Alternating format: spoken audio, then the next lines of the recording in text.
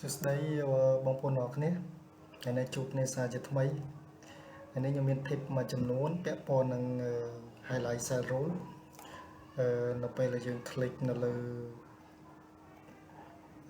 cell ណាមួយ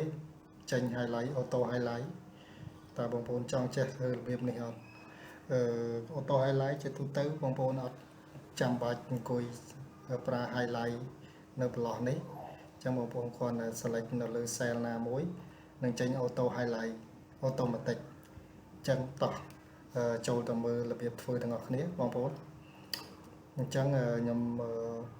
សូមចូលធ្វើនៅលើ sheet report នេះតែម្ដងអញ្ចឹងបងប្អូនគ្រាន់តែ select នៅលើ cell ណាមួយដែលបងប្អូនចង់ឲ្យមាន auto highlight នៅក្នុងប្រឡោះហ្នឹងពេលដែលបងប្អូន select click នៅលើហ្នឹងទៅវា auto highlight ពណ៌ដែលបងប្អូនចង់បានអញ្ចឹងអាចចាក់នៅលើ cell ណាមួយហើយយើងចូល conditional formatting ចូល highlight cell rule ចូល new rule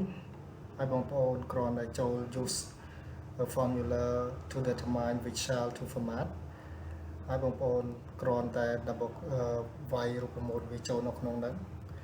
អញ្ចឹងរូបមន្តខ្ញុំមានរួចជាស្រេចខ្ញុំខ្ជិលអង្គុយវាយអញ្ចឹងបងប្អូនឲ្យវាយរូបមន្តស្មើ row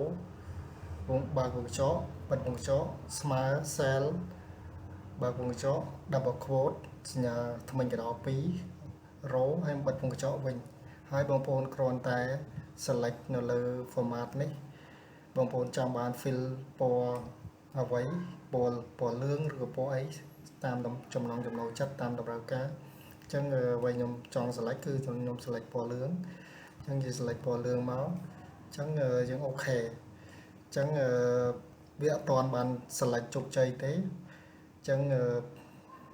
គោលដៅបន្ទាប់ដែលបងប្អូនត្រូវធ្វើគឺបងប្អូនចុច F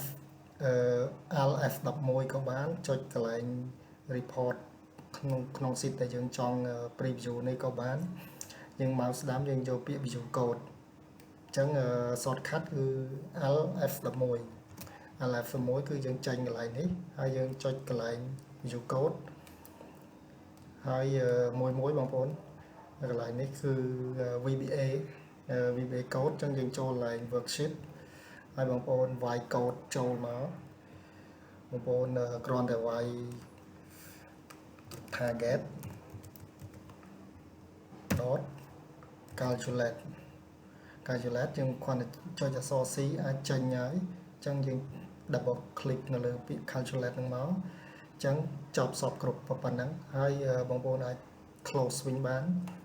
ហើយមួយនេះក៏ close វិញបានអញ្ចឹងបងប្អូនអាចចុចនៅលើ cell ណាមួយដែលបងប្អូនបានកំណត់រួចហើយគឺ auto highlight មានតែប៉ុណ្ណឹងវីដេអូរបស់ខ្ញុំហើយបើមានវីដេអូថ្មីទៀតខ្ញុំនឹងចែករំលែកតាមក្រោយសូមអរគុណសូមជម្រាបលា